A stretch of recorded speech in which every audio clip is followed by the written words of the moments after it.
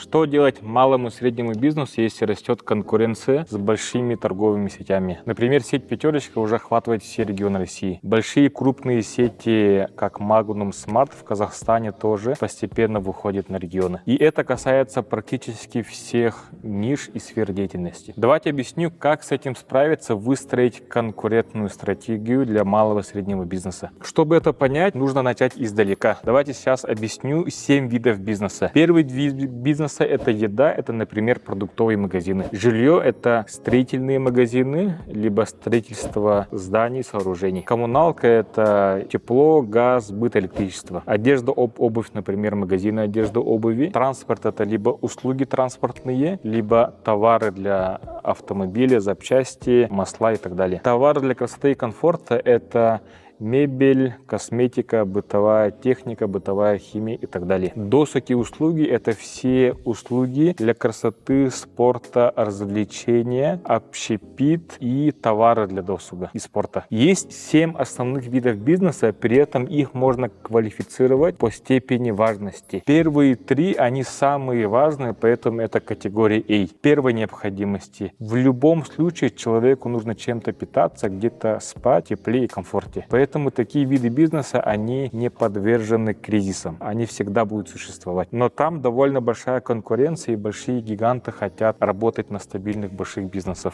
Поэтому здесь сильная конкуренция. B – это второстепенные категории товаров. Например, человек может покупать вместо 10 юбок в год 3 юбки в год. Например, человек может покупать вместо машины за 10 миллионов, может купить за 3 миллиона. То есть он от этого сильно не пострадает, просто будет чуть-чуть меньше комфорта. И здесь в случае кризиса человек начинает тратить в 1,5 раза меньше. C – это третьестепенные категории товаров и услуг. Здесь в случае кризиса человек может сократить расходы в 2-3 раза. И если так посмотреть на эту ситуацию, то очень легко и понятно, на каком рынке и как нужно действовать. Например, рынки A, допустим, продуктовые магазины и строительные магазины, эти рынки сильно интересны. На рынке A, например, это продуктовые сети, либо сети строительных магазинов, сложно конкурировать, потому что они интересны большим гигантам, большим сетям. Там много денег. В любом случае, кризис, не кризис, всегда много денег. И поэтому на нем не стоит делать большое торговое предприятие. Большое имею в виду, когда вложение больше миллиарда рублей, либо больше 5 миллиардов тенге. Потому что, чтобы там уверенно наравне конкурировать с крупными сетями, нужно еще больше денег, чем они. Либо также миллиарда недостаточно, нужно еще больше. И нужно заходить только в том случае, если у вас есть условно лишний миллиард.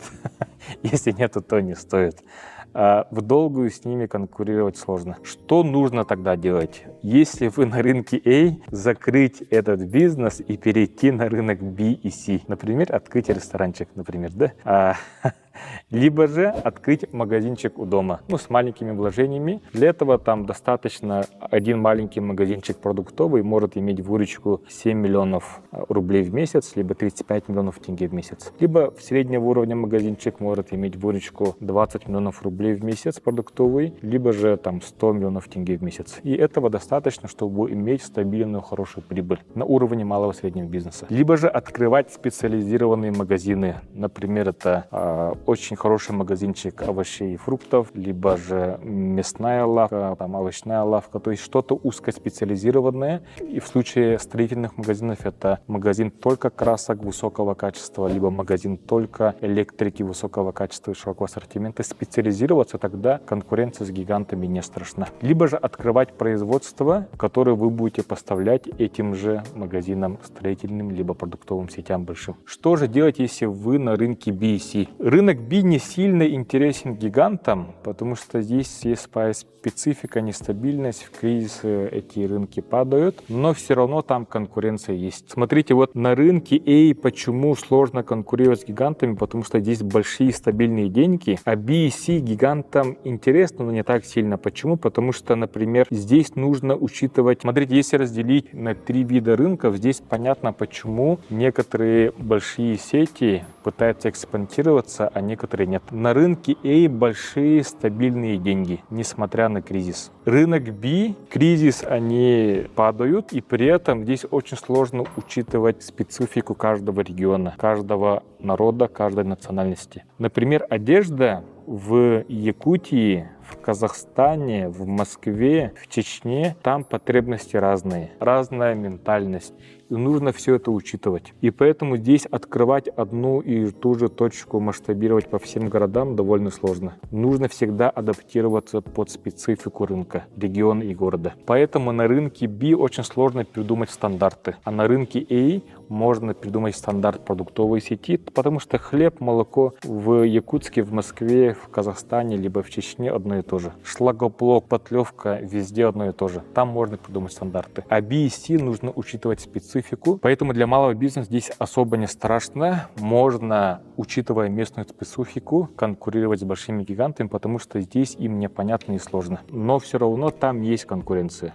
И нужно это тоже учитывать. Конкуренция больше, наверное, даже с местными конкурентами будет расти. Чтобы здесь выжить в конкуренции и даже расти, нужно четко сформулировать маркетинговую стратегию. Потому что рынок B и C — это больше все-таки человек покупает не только товар, конкретную характеристику, он покупает именно эмоции. Нужно учитывать, какой вид товара, для какого случая, для какой специфики человек хочет одевать. Услугу тоже человек покупает не что-то там вот твердое. Человек покупает услуги, эмоции, для чего, зачем это нужно. И нужно здесь четко учитывать, кто основная целевая аудитория, потому что одежда для детей, для взрослых, для мужчин, для женщин, для эконом-класса, среднего и премиум-класса, они совершенно разные. Поэтому не стоит делать все для всех. Поймите, кто ваша основная целевая аудитория и какое у вас должно быть позиционирование. И нужно определиться, какой у вас основной сегмент категории. Тоже слишком разношерстный ассортимент не стоит.